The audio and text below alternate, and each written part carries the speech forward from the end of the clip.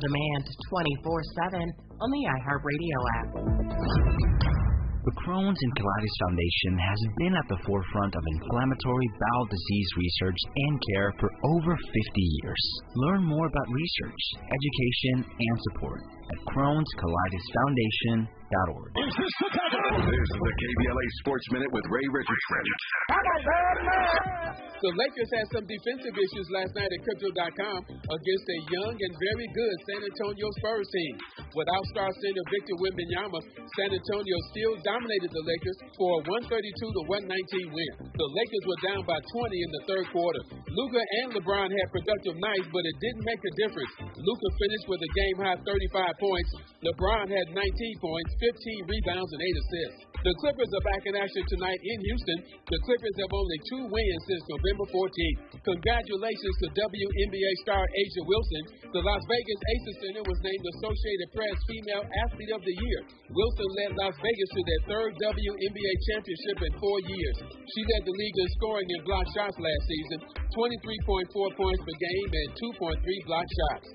No debates, no speculation, just the info you need. That's your KBLA Sports Minute. I'm Ray Richardson on KBLA Talk 1580. This holiday season, KBLA Talk 1580 wishes you and yours joy, peace, and prosperity. As we celebrate with family and friends, we're already looking forward to an exciting first quarter packed with must-attend events to kick off the new year just right. In January, join us for our inaugural Brotherhood Brunch, bringing together community leaders, change makers, and everyday people for inspiration and connection. February means it's time for our signature Black History Month luncheon, a powerful celebration you won't want to miss. And in March, Women's History Month, we're once again hosting our State of Black Women in Los Angeles Symposium and Luncheon, addressing the issues that matter most inside our community. From all of us at KBLA Talk 1580, happy holidays.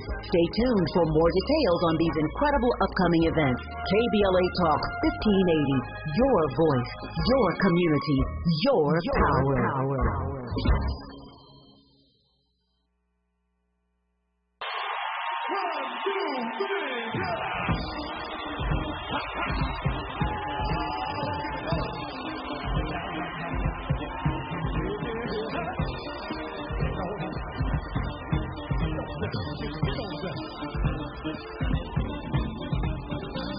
I'm gonna try to keep it coming.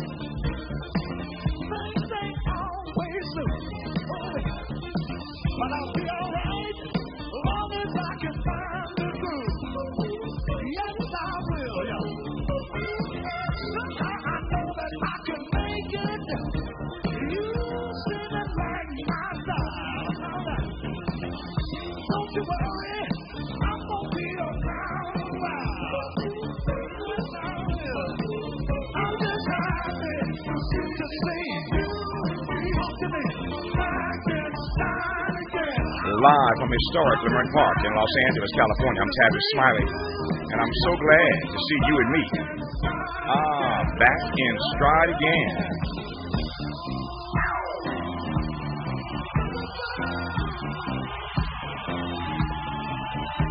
Before we get started with today's show, let me invite you to follow me on Facebook and Instagram at The Real Tavis Smiley, and get updates on X, that's formerly Twitter, at Tavis Smiley. By the way, should you miss any part of today's program or want to catch up on previous shows, you can always visit the TavisSmileyShow.com. That's the TavisSmileyShow.com, or wherever you get your podcast, and listen to the Tavis Smiley podcast version of this live program at your leisure. Another great show on tap for you today. In our second hour, 2 conversations. It's Thursday, so as usual, we will start the hour in conversation with Dr. Cornel West.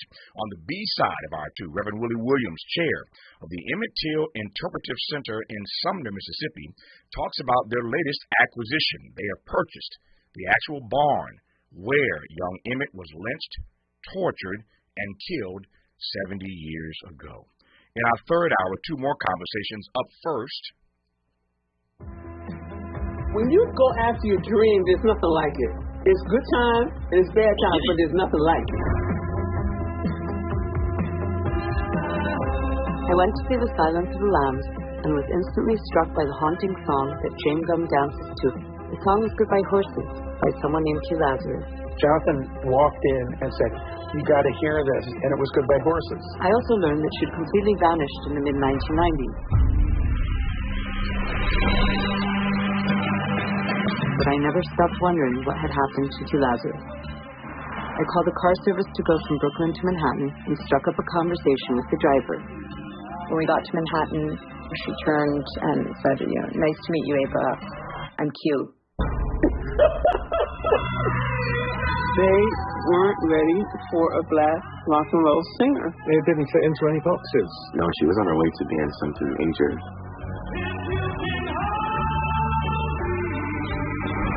A lot of other things were happening that changed Q Lazarus.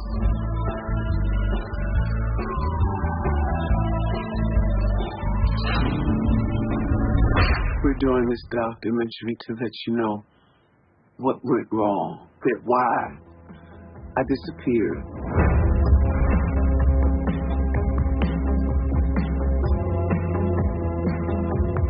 Goodbye, horses. I'm lying on you. Filmmaker Ava Arides Fuentes on her documentary Goodbye Horses, The Many Lives of Q Lazarus. This is a black female rock and roll singer. Mysterious, I think is a good word to describe her. Best known for that haunting track in Silence of the Lambs, after Jonathan Demme discovered and championed her. I did not know Q Lazarus, but I did know Jonathan Demme. I recall how excited he was about this black woman he had discovered. And onto the soundtrack of Silence of the Lambs she goes, and then she disappears. We'll talk about it in the third hour, at the top of the third hour to be exact, on the B-side of the third hour. What happened to your arm? Trying to protect myself from them goons. They come at me like that, I put it up here and I put it up like that. Damn. I'm trying to tear it off, too. I shook his hand. I was right up there with him, raw as and me. I'm going to be on TV. I wish we had a TV, Pop. Bet I can see myself on television. Yeah, the going to be famous, all right. Going to be the first one to ever see his own funeral on TV. What makes you say that, Pop? Mean what I said. You got a death wish. What harm can it be to have my picture in the paper? That ain't none of your concern. It's twins from Mexicans and white folks. Calm down, Daddy. And I'll tell you another thing. Somebody stole my piece of chicken.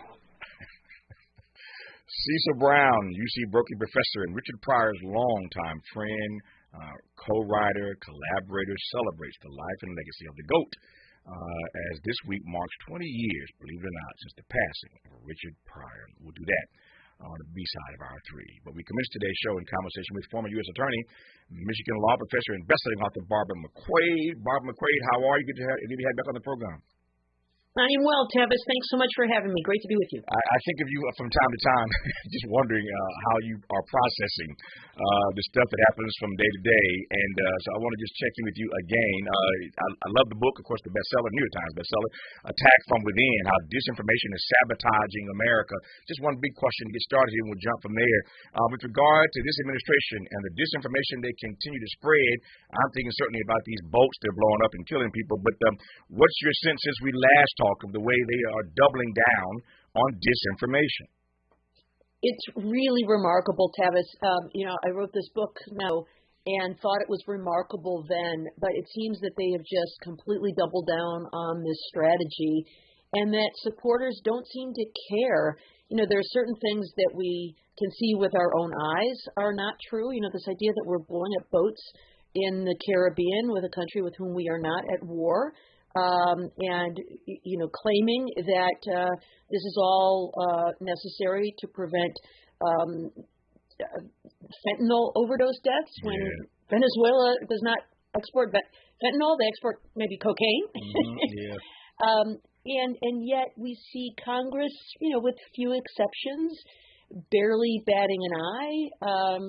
The supporters in the Trump administration have dropped pretty drastically, but I think that's probably tied more to the economy than the disinformation, which the public seems so willing to tolerate when it's in their perceived political best interest. But it is not the way it's supposed to work in a democracy. An informed electorate is essential to self-governance. And a disinformed electorate is a recipe for chaos. I've heard 3 indictments in that. Speaking of being a former U.S. attorney, there are 3 indictments in her first response. I heard her indict the media. I heard her indict the Congress. I heard her indict we the people. Did you hear that? Did y'all hear that? I did. All 3 indictments in one answer. I should add right quick here, most of you probably know this, following the news. Speaking of Venezuela, we have now seized an oil tanker off the coast of Venezuela. So Donald Trump, Pete Hegseth are ratcheting up this tete-a-tete with Venezuela, as it were. We'll talk about that and a great deal more. But we'll talk about the media. We'll talk about Congress. We'll talk about the public and this notion of disinformation and how it is sabotaging the nation with Barbara McQuade for the hour. You're listening to Tavis Smiley. Hope, agency, dignity. This is Tavis Smiley.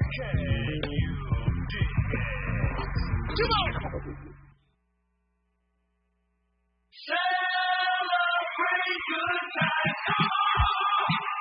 KBLA Talk 1580 congratulates Malik Books on celebrating 35 years in business. It's a celebration. Malik Books proudly houses one of the largest African American and diverse children's books in the nation. This is the perfect time to pick up holiday reads, meaningful gifts, and to support literacy in our community.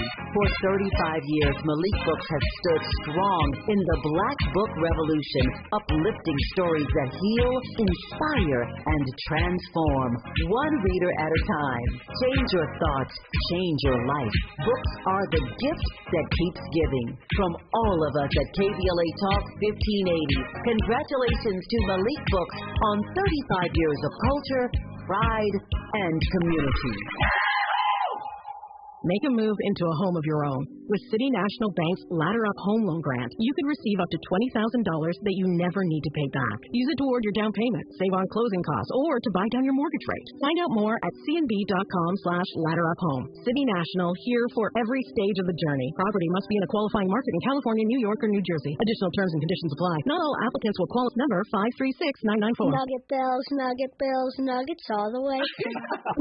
Hi, I'm Kylie. I'm John. And I'm Garrison. And a little thing we love about the 30-count Chick-fil-A nuggets is sharing them when we cut down the Christmas tree. We will pack the car with gifts, and of course, we go and pick up our family's favorite nuggets. Every nugget is tasty times quadrillion. And we get all the sides. Yeah, the ooey gooey mac and cheese is a big hit.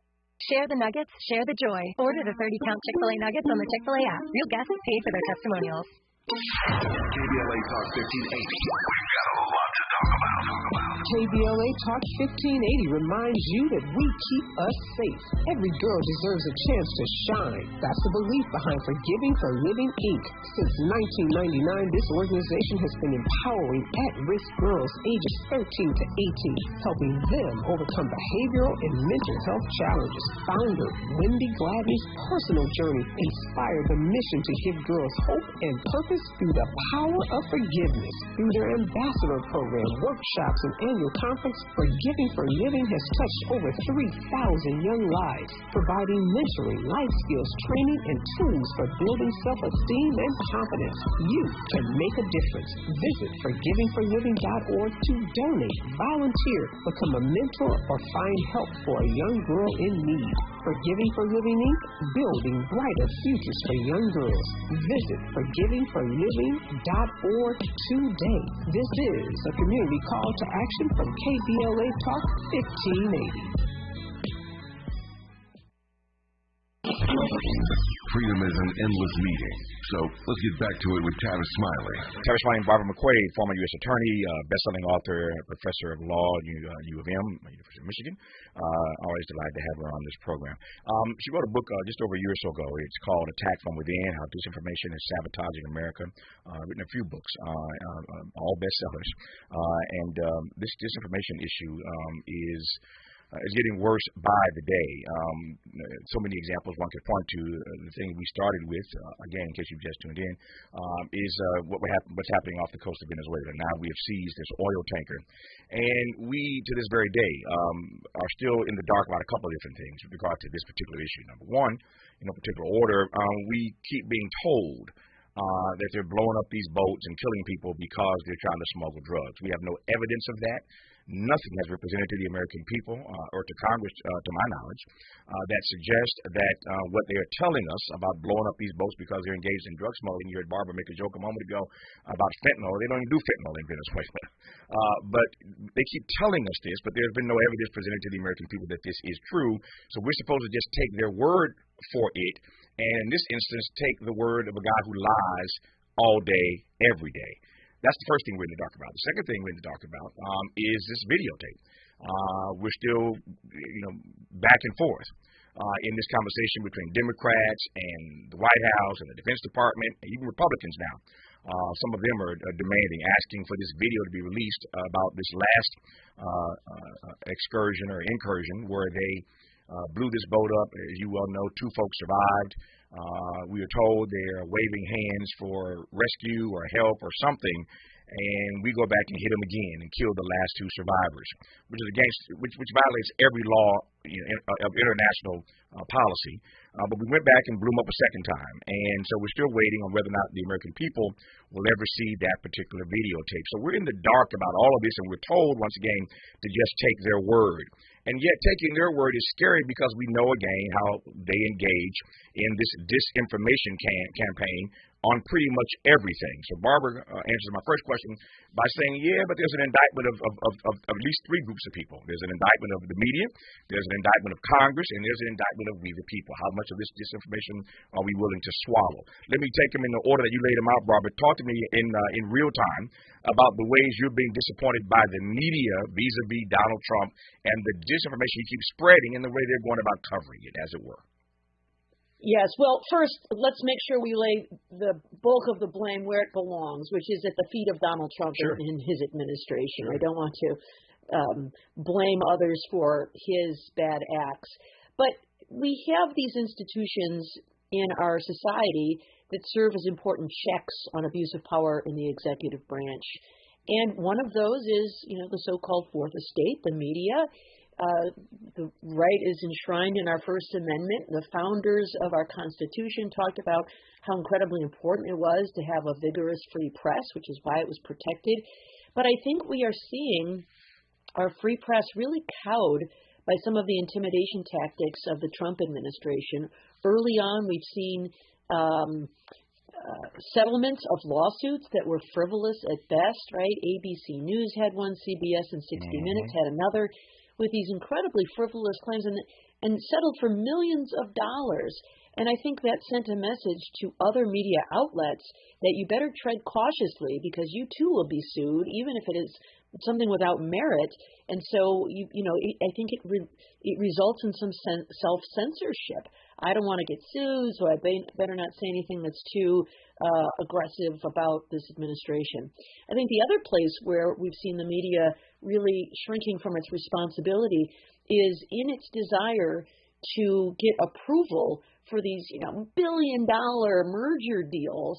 They are cozying Jeff Bezos and some of these others who in years past have been critics of the Trump administration are now offering congratulatory posts and ponying up millions of dollars for his inauguration and galas and his ballroom and all of these things. And so instead of being this watchdog of government, they are, essentially and figuratively co-conspirators. Mm-hmm. That's a damning indictment, a co-conspirator. But I think you're right about that. Let me just speaking of the way they covered him and anyway, here's Donald Trump talking. I think just yesterday, about seizing this oil tanker off of Venezuela. As you probably know, we've just seized a tanker on the coast of Venezuela, large tanker, very large. Largest one ever seized, actually. And other things are happening, so you'll be seeing that later, and you'll be talking about that later with some other people. Can you explain a little more about this Venezuelan oil tanker and share a little more information? Well, I'll let the people do it, but you see the result, and I guess they probably have released the pictures by now, or pretty soon. You'll discuss that with the appropriate people later on, but no, it was seized for a very good reason. Well, what happens to the oil on this ship? Well, we keep it, I guess. What is it called? What is it called? When you have to follow the tanker, you're a good newsman, just follow the tanker. Follow it. Get a helicopter and follow the tanker. But I assume we're gonna keep the. I love Trump. Large, very large, the largest ever seas. This would be funny, as I often say, if it weren't serious, Barbara. But what are we to make of this? I mean, it's as if Donald Trump and Pete Hegseth are picking at Venezuela. What to your mind? What's behind this, particularly the seizing of this large, very large, largest ever tanker being seized? Yes, I don't know. One of the things I discuss in my book is the use of distraction by administrations when things are not going well. So, President Trump was supposed to be on his affordability tour talking about the importance of affordability as an issue that the American people care about. And then he proceeded to mock the issue of affordability and talking about how we need to stop seeking $37 for our children, and we should give up pencils and other kinds of things. Polling numbers are down. The Epstein files are still lurking out there. Mm-hmm. And so, the best defense is a good offense. And so these shots of military might on the open seas perhaps serves as that distraction. But, they're playing with fire here. These are real people in real lives. We had the news come out a couple of weeks ago about this second strike that killed these men clinging to wreckage of a ship after a strike and being killed in violation of the rules of war. And now we've got this seizure of a tanker. The story they're telling is that this was oil destined for Hezbollah in Iran, and therefore it was in violation of UN sanctions. And so we boarded the ship and seized it pursuant to a seizure warrant. Well, we haven't seen the warrant. I don't know why we are showing the video when we don't know the rest of the story. But again, this idea of distraction seems to be part of it. But when the public doesn't know the details, I think we're left to fill in the blanks. And we have some people accusing the United States of engaging in piracy on the high seas. Yeah. And if we don't have evidence of a warrant, it's open to that sort of speculation. Yep. I'll get to Congress, your second entity that you indicted to the public, the demos, in a moment here as well. But let me just stay on this point just for a second here, just parking here for just a second. How do you I sit in this chair every day for 3 hours. I know how I process it, but how do you process what I said earlier and now what you've commented on as well, which is that on this particular story, and there are others, but on this particular story, everything we're being told, we're just being asked to believe. There's been no evidence given to us about any of this. No evidence about the drugs. No evidence about no videotape of the killing, even though that videotape exists. Now Trump is telling us why we seized this oil tanker. I mean, everything I've laid out and everything you've laid out in this conversation, none of this has been proven to any of us.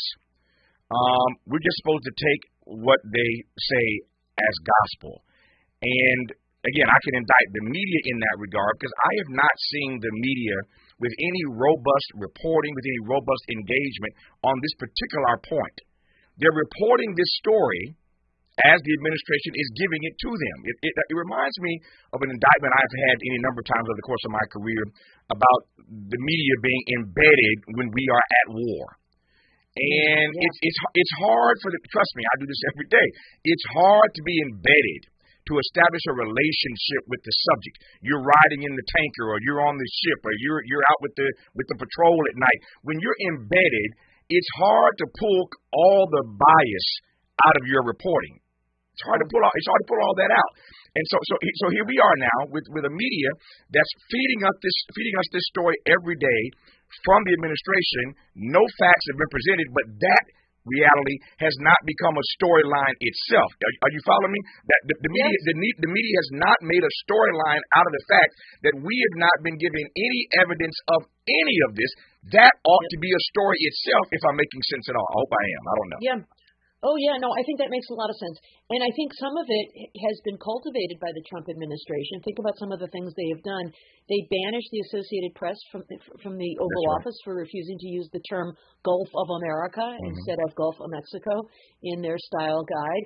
They kicked out everybody who had space at the Pentagon unless they agreed to sign on to a policy that said they would not print anything unless it was officially blessed by the leaders of the Defense Department, which would end any kind of investigative reporting that they had done there. And so I think that they are treading very cautiously, but to a fault.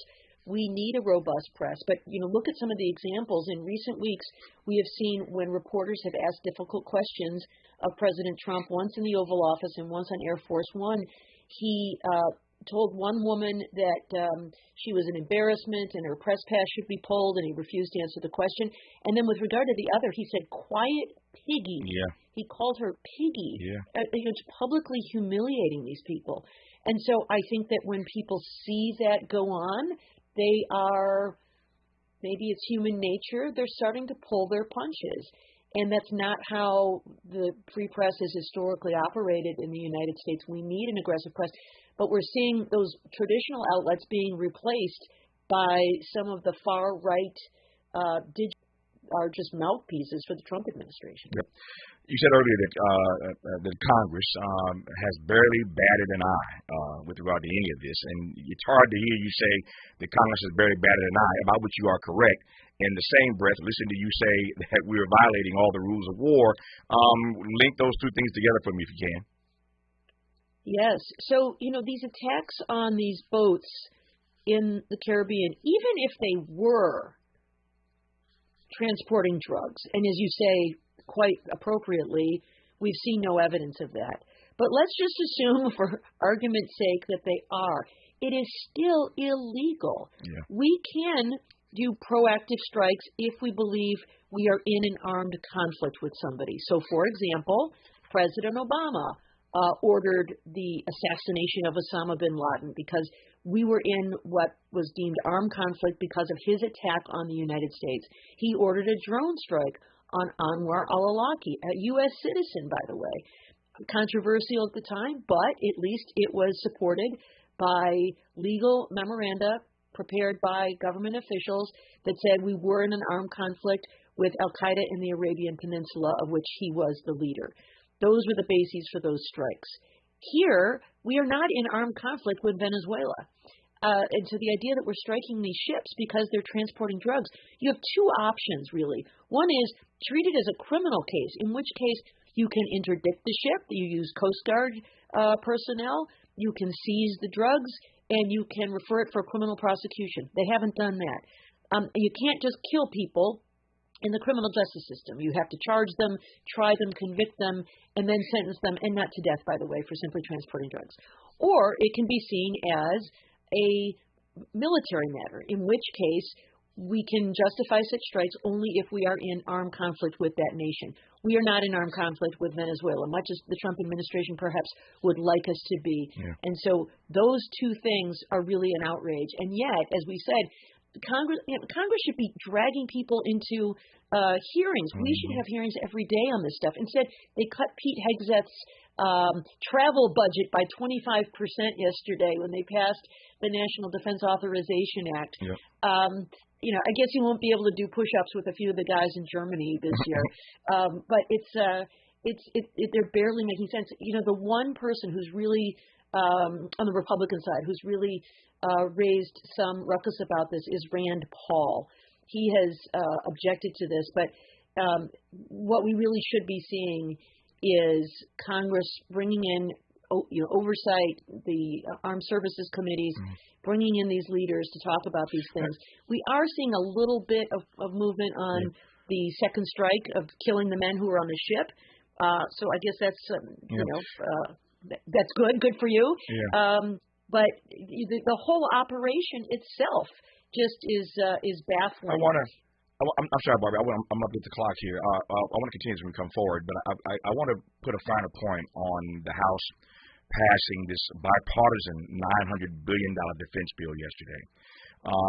There are two or three things about this that just unnerved me. When we come forward, I'll tell you what they are. I want to get Barbara's take on that. You're listening to Barbara McQuade, former U.S. attorney, Michigan law professor, best-selling author of the book Attack from Within, How Disinformation Is Sabotaging America. She's on Tavis, Smiley, and I'm glad about it. What's your quarrel with the world? You're listening to Tavis, Smiley. I'm Bree Wood with BIN News Now. A Detroit man is being praised after walking a 6-year-old girl over 10 blocks to school in freezing 10-degree weather. Joshua Threat streamed the moment on Facebook Live, saying out of an abundance of caution he didn't want her in his truck, so he walked beside her. You got this little precious little girl just out here walking by herself, bro. How old is you? 6? Man. The video's gone viral and police confirm the child is safe and they are investigating.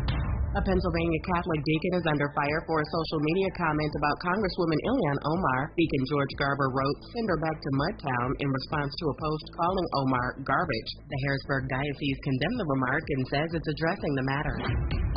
And Beyonce is returning to the Met Gala for the first time in a decade. She'll co-chair the May 4th event alongside Venus Williams, Nicole Kidman, and Anna Wintour. Get BIN News now on demand 24/7 on the iHeartRadio app. The Crohn's and Colitis Foundation has been at the forefront of inflammatory bowel disease research and care for over 50 years. Learn more about research, education, and support at Crohn'sColitisFoundation.org. This is the KBLA Sports Minute with Ray Richardson. The Lakers had some defensive issues last night at Crypto.com against a young and very good San Antonio Spurs team. Without star center Victor Wembanyama, San Antonio still dominated the Lakers for a 132-119 win. The Lakers were down by 20 in the third quarter.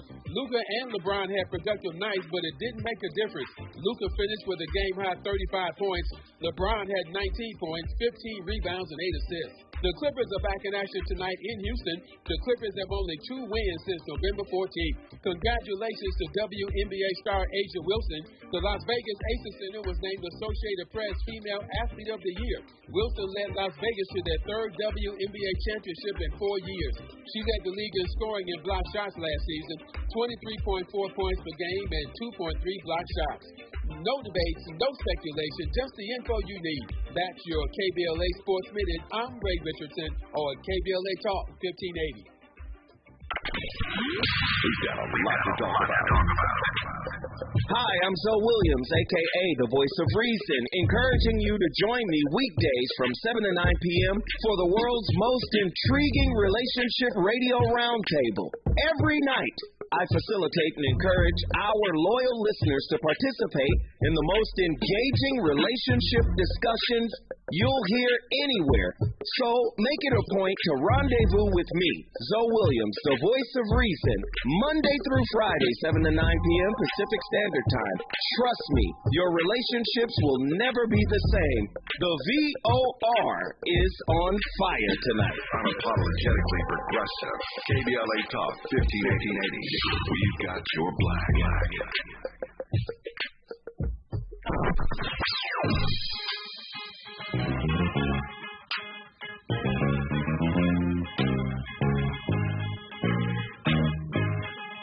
This is KBLA Talk 1580. Talk radio. That's music to your ears.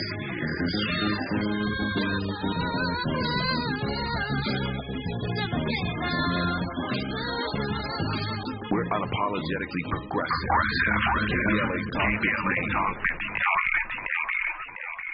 Paid for by government.com. Did you know? The United States Mint has issued a new Morgan silver dollar coin in proof condition for the first time. Not only that, they are also minted in 99.9% pure silver for the first time ever in history. Coin experts are calling this an amazing opportunity for anyone that knows the enduring popularity of Morgans. But you must hurry. Only 400,000 of these legal tender silver dollars were issued. These first ever Morgan silver dollars are brand new with stunning mirror-like finish. Minted by the iconic San Francisco Mint. Call now and you're guaranteed a new first ever 99.9% pure silver proof Morgan dollar. To learn more, call 1-800-973-9717. If you order now, you will receive a free coin collector bonus pack, a $25 value, free with every order. Call 1-800-973-9717 now to secure your new Morgan silver dollars before they are gone. That's 1-800-973-9717. With the new IHOP value menu, where stacks of pancakes with bacon and eggs are just $6 every day. French toast, sausage, and eggs are, you guessed it, $6. And fluffy omelets come with a side of pancakes and only cost $6. Go to your happy place every day at IHOP. $7 in some locations. Available every day for a limited time at participating restaurants in the U.S. Hours may vary. No substitutions. Not valid with other discounts or promotions. Prices may vary. Oh, how's that flu, babe? Did you take Dayquil Intense Flu yet? Nah, I got this. Okay, I don't got this. You stay on the couch, and I'll grab the Dayquil. Undo your flu symptoms with Dayquil Intense Flu. Dayquil Intense Flu provides powerful relief of your flu symptoms. I'm ready for that to-do list. Wow, you do got this. Dayquil Intense Flu. The daytime coughing, aching, fever under your flu medicine. Use as directed. Keep out of reach of children.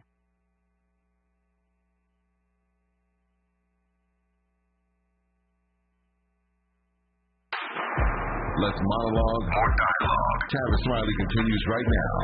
He does indeed with Barbara McQuade, former U.S. attorney, Michigan law professor, and author of their best-selling book, Attack from Within, How Disinformation Is Sabotaging America. So Barbara and I were just talking, in case you just tuned in, we were talking about all the drama surrounding the Defense Department, or involving the Defense Department, because they prefer the Department of War, but we ain't going there.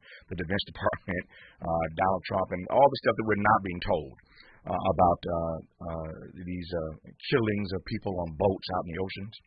Now we've seized this oil tanker off the coast of Venezuela. So we kind of spent a bit of time sort of talking about this disinformation campaign and how we're being told to believe all this stuff that they're telling us, but there's no evidence forthcoming. There are all kinds of questions about Pete Hegseth. He is regarded by Democrats. Every time you talk to one, they use the same line. He's the least qualified person in the history of the country to ever leave the Department of Defense. That's their line, and I think they're right about it. But yet all these questions swirling around Pete Hegseth and his leadership or lack thereof. All these questions swirling around the way they're showing up, again, engaging in ways that are violations of all kinds of international law. And in the midst of all of this, how might I put it, this bad behavior, all this misbehaving by the Defense Department, in the midst of all of this, in a bipartisan vote, Congress approves a $900 billion defense bill. Now, it's one thing if they're behaving themselves and playing the part, but they're in the midst of a crisis right now at the Defense Department. And in the midst of that crisis, they approve on a bipartisan basis a $900 billion defense bill. And this bill now pretty much codifies everything that Donald Trump wants or is attempting to do vis-a-vis his national security agenda. They gave him everything he wants, basically, to continue to advance a national security agenda that I think is antithetical to the best interest of the American people. It passed on a 312 to 112 vote, provides a 3.8% pay raise to U.S. troops, and it reflects, I'm quoting now from the New York Times, Barbara, it reflects, these are their words, bipartisan support for what is commonly regarded as a must-pass bill. What's commonly regarded as a must-pass bill. Put a pin in that. I'm coming back to it in just a second. So now it's off to the Senate. They're going to pass it pretty quickly, overwhelmingly. Trump will sign it into law, and he'll have everything he needs to continue advancing a national security agenda that is suspect at best, antithetical to our best interests, I said, at worst. So Donald Trump now has his stamp on the Defense Department the way he wants it. This bill includes a ban, yet another ban, I should say, on diversity, equity, and inclusion now at the Defense Department. So again, everything that Donald Trump, every play he wants to run, he has the capacity to do it now with this $900 billion defense bill that passed the House yesterday, now about to pass the Senate. Now, let me circle back, Barbara. That line that I read from the New York Times, and they're reporting, and they're right about it, a bipartisan bill that is commonly regarded as must pass. Here's my question. No naivete here. Why do Democrats always feel that they must vote for a defense bill that increases spending every time? Yeah, I don't know the politics of it. I imagine to some extent the reason it's considered a must spend is this is the budget authorization for the Defense Department every year. And so if we want to keep, paying our service members and building the tanks and the planes and running the missiles and all the things that we need all over the world, I think people see it as necessary to protect the national defense of the United States. But that doesn't mean it has to be passed carte blanche. And I think that circles back to the topic we were discussing earlier. Congress has the power of the purse. This is an incredible check it has on the executive branch. The executive branch proposes its budget. Here's what we'd like. Here's what we need to do all the things that we want to do. And then, Congress bats it back and forth, and they come up with a proposal. The meager thing they did to slap Pete Hegseth's wrists was to take away 25% of his travel budget.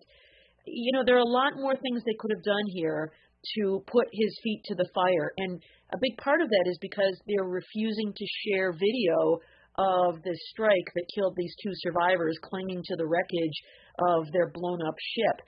They have power, and they should be using it. Now, they don't have to bring our national defense to a standstill. How about they cut all of Pete Hegseth's travel budget? Or they do some other things to put some incentive on him to come clean with things. And so I think that the reflexive, we need to do this, the voters, the American people want us to do this, is kind of a coward's way out, right? To say, well, the American people want the national defense, so we're just going to approve this thing without putting in the conditions that could make a meaningful check on this administration. Yeah. No, I asked this question, as this audience knows, to make a simple point, and Barbara lays on it nicely, but just to go another step further, our spending on defense is out of control. Let's just call it what it is. It's out of control. It's going to reach over $1 trillion by 2026. And that spending exceeds the next 9 to 10 countries' combined spending. The next 9 to 10 countries behind us don't spend as much as we spend on defense. And to this notion of why it is regarded as a must-pass bill, because Democrats are afraid that if they don't vote for it, they'll be targeted, and they'll be labeled as being, anti-military, which means anti-American. So all the nationalism comes into play. That's the politics of it. It's linked to a nationalist play that they'd be subjected to if they didn't vote for it. But somebody needs to start asking some tough questions about, this outsized, out of control military spending that never seems to get reined in. And you see all the ways in which we pull money away from corrective programs at work, from people, poor people and children who need the money. Here we have this long-standing debate about the SNAP program, and in a finger snap, they pass a $900 billion defense budget. I'm done with it. But I just wanted to just go there just for a second because they passed this budget in the midst of all this other drama. I don't believe that the Defense Department right now is behaving in a way that they should be rewarded with a $900 billion defense bill. It's a reward, and I don't think they deserve it right now. And if I'm in the Democratic caucus, I'm saying even if I do vote for this, I ain't voting for it today. I've got some serious questions about the way the Defense Department is moving right now. And until these questions get answered, until we see some videotape, until we get some answers to these queries, I'm not voting for a $900 billion defense bill. But that's why I'm on radio and not in Congress. Ain't anybody trying to hear me. All right. So we talked about Congress. We talked about the media. When we come forward with Barbara McQuade, I want to hear her indictment of we the people, because we're the ones who send these folk to Congress. We can indict Congress all the time again. Yes, we can indict Congress. I know you didn't send all 435 there. You only got a chance to vote for one member. You didn't send all 100 senators. You only got a chance to vote for 2. I get that. But we, the people, send these people to Congress. So when we indict Congress, in some ways we're indicting ourselves and the choices we have made. That's the way I see it. We'll take a barber's temperature on that when we come forward on Tavis Smiley. Interrogating and unpacking. That's what we do around here. You're listening to Tavis Smiley. Break out the champagne. Everybody get a glass. Tavis Smiley is now ranked number 16 nationally and the highest-rated talk show hosted by an African-American on the 2025 Talkers Heavy 100 list of the most important talk radio hosts in the nation. Last year, Tavis ranked number 33, and the year before, number 45. The Tavis Smiley Show has rapidly expanded its national syndication to now include nearly 50 radio stations across the country and counting. Congratulations, Tavis. An official message from Medicare. Couple more minutes, and we'll start this month's book club. I usually love a plot twist, but this year, I'm comparing my options during Medicare open enrollment. You can't assume your current health or drug plan is the best one for you. And you got to make sure your drugs are covered. That's important. So is saving money. Review all your options at Medicare.gov. Open enrollment ends December 7th. Paid for by the U.S. Department of Health and Human Services. If a Lenovo computer for your business is on your holiday list, don't shop around. Just go directly to the source, Lenovo.com. It's your last chance to get exclusive deals on the PCs you want for your business, like the ThinkPad X9 14 Aura Edition and Yoga 7i 2-in-1. So avoid all that shopping chaos and price comparing, and just go directly to the source, Lenovo.com, where PCs are up to 35% off. That's Lenovo.com. Lenovo. I got the champagne. Everybody get a glass. KBLA Talk 1580 congratulates our own Keith Underwood, host of the weekend entertainment show Black in the Green Room, on his recent honor at the annual National Arts and Entertainment Journalism Awards. Keith received the First Place Award presented by the Los Angeles Press Club for his entertainment reporting, and we couldn't be prouder. Congratulations, Keith, from all of us at KBLA Talk 1580. We ask seniors how to prevent Medicare scams. My best advice is you get a phone call, do not talk to the person. These people are well trained. Don't talk to them. They don't know me. They're just trying to scam me. Don't be fooled. Hang up. Just hang up. Never give out your Medicare number. They want to get your number and put in a false claim. If I get a call from someone, I don't pick up the phone. And should I pick up the phone and they ask for information, then I hang up. How do you detect Medicare fraud? Just like I check my credit card statements, I check my Medicare statements monthly. Scammers can get a hold of your number, order medical devices through your account, and you're not even going to know about it if you don't look at your statement. Check your statement every month. If you get your statement and you see something that you know you did not have done, you report it. Call your senior Medicare Patrol. To report Medicare fraud, call the Senior Medicare Patrol at 855-613-7080. More honesty than you can handle. More empowerment than you can imagine. You're tuned in to Tavis Smiley. Tavis Smiley, former U.S. attorney, Michigan law professor, and best-selling author Barbara McQuade. Her latest best-selling book is called Attack from Within, How Disinformation Is Sabotaging America. And in that context, we have talked about the media. We have talked about Congress. And now I want to talk about we, the people. I heard your comment earlier, Barbara, that first and foremost, we indict Donald Trump for all this madness. It comes directly out of his administration, and yet there are ways in which Congress is not showing up, ways in which the media is abrogating its responsibility. But what about we the people? Yeah, I think one of the things that we are guilty of is our short attention spans. Mm-hmm. Now, maybe that is a function of the digital world we now occupy that has wreaked havoc on our attention spans. But it seems that we don't pay attention to the difficult things that we have a duty to follow as citizens. We should be following what's happening with regard to Venezuela. We should be following what's happening in immigration policy. We should be following our national security strategy, the way the Justice Department has gone after civil rights enforcement and completely gutted the way the department enforces civil rights. But instead, we occupy our attention with social media influencers. We like to watch reality TV shows.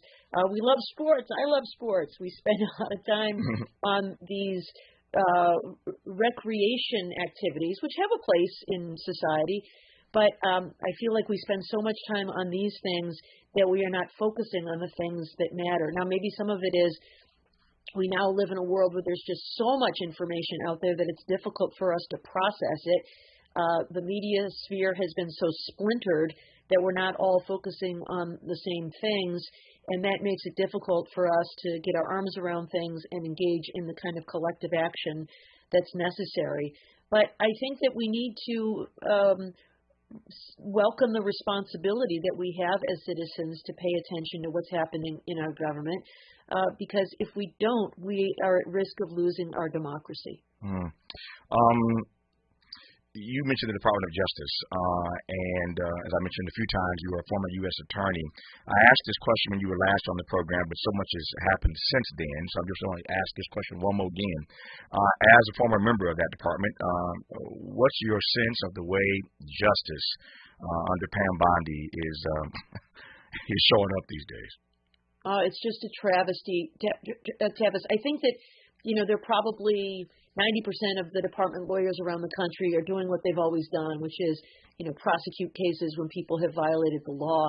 But we have seen these high-profile cases brought against, Trump's perceived political enemies in ways that are really just lawless. The charges against Letitia James and James Comey, the appointment of U.S. attorneys outside of the legal system to get Trump's cronies in place because they're the only ones who will seek these indictments, that is just turning the department on its head. People are attracted to jobs at the Justice Department because it is an opportunity to serve one's country and to do so with integrity.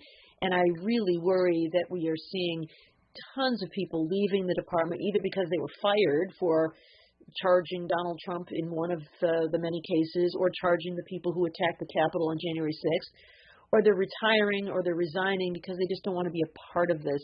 I worry about who they're hiring to replace those good people, and I worry that it could take a generation to restore what has been one of the crown jewels of our government in recent decades.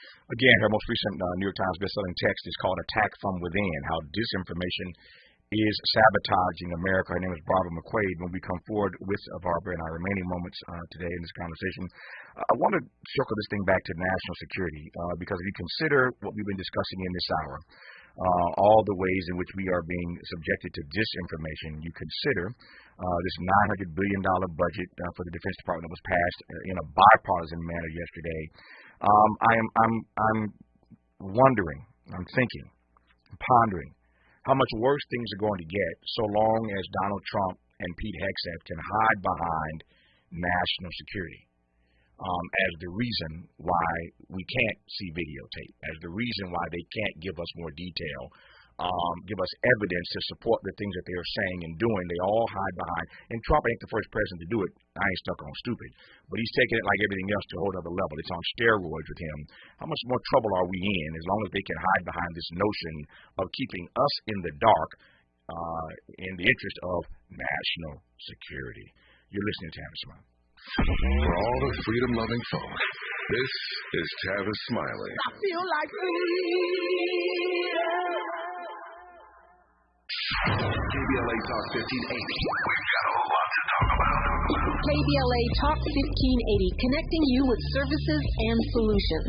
The Autopsy Initiative provides a second autopsy free of charge for victims' families who have lost their loved ones due to a police-related death. The services offered through the initiative include the completion of a second autopsy, disclosure of preliminary findings, and a final autopsy report. A police-related death is when an individual is harmed by police officers using deadly force, which results in an individual's death. Police-related death includes in-custody deaths, including those that arise during contact with law enforcement officers during arrest, pursuit, booking, transport, or incarceration. The Autopsy Initiative has a team of board-certified pathologists on call. An autopsy request may be completed by anyone with a close relationship with the victim, which may include the victim's spouse, partner, relative, close friend, or lawyer. To request a free second autopsy for a victim of police violence, please visit knowyourrightscamp.com. That's knowyourrightscamp.com. Then click on Autopsy, then click on Request. At KBLA, we believe in justice for victims of police violence. We say their names, and we don't black down. This is a community call to action from KBLA Talk 1580. If you're like me, 60 and retired, making ends meet, especially here at the supermarket and drugstore, is tough. I'm so blessed to have found benefitscheckup.org. It's a free and confidential website from the National Council on Aging that connected me to $1,200 a year in programs that help pay for food, medicine, utilities, and more. Maybe it can help you. benefitscheckup.org. You know where you want to go in life, and City National Bank can help. City National knows the dedication it takes to build your vision for the future into a reality, and our team is here for you. We have a wide range of options to help, from personal savings accounts to interest-bearing money market savings accounts and more, all designed to help you get where you want to go. City National, here for every stage of the journey. Learn more at cnb.com. City National Bank is a subsidiary of Royal Bank of Canada. Member FDIC. Helping to make you the most knowledgeable person in your circle of friends. This is Tavis Smiley. Earlier this week on this program, we had Jamie Harrison, the former chair of the Democratic National Committee. Ken Martin, the current chair, was on this program not too long ago. We are still waiting for the Democratic National Committee to release its after-action review. That's what they call it, an after-action review of the November 2024 election. It's been a year already, and yet the DNC has not yet put out its report. Maybe they ain't got the money to pay people for the report, since they had to borrow $15 million to pay bills the other day. But they've not released the report as yet. But this progressive organization called Roots Action has, in fact, released its report. It's called Autopsy: How Democrats Lost the White House, and they go in on all the reasons why Kamala Harris could not pull off this election and why Democrats lost the White House. We're waiting on the official report from the DNC, but this progressive group, Roots Action, has released their report, and you'll want to hear about it with Cornel West. Dr. West joins us in 3 minutes at the top of the second hour. We close this hour, though, with our friend Barbara McQuade, Michigan law professor, author of the book Attack from Within: How Disinformation Is Sabotaging America, former U.S. attorney. And speaking of which, I'm concerned more and more, Barbara, every day about the ways in which we are going to be left more and more in the dark, and what the repercussions and consequences of that being in the dark are, so long as they can hide behind in the interest of national security. Your thoughts?